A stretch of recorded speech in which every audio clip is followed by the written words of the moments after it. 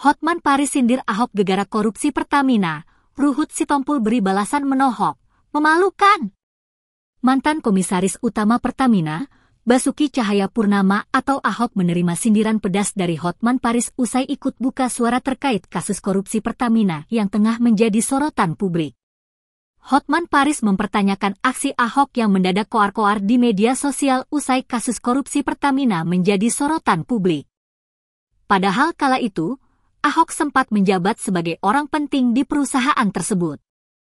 Pengacara kondang ini menyampaikan kecurigaan terhadap Ahok yang selama menjabat tidak melakukan pengawasan akan pelanggaran-pelanggaran kecil yang terjadi.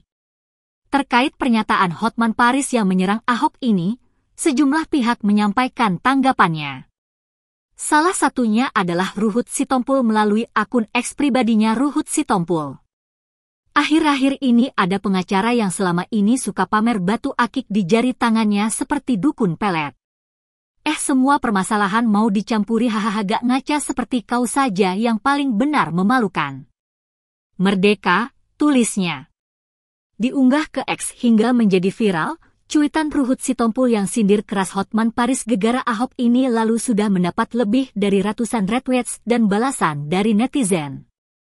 Download Tribun X sekarang, menghadirkan lokal menjadi Indonesia.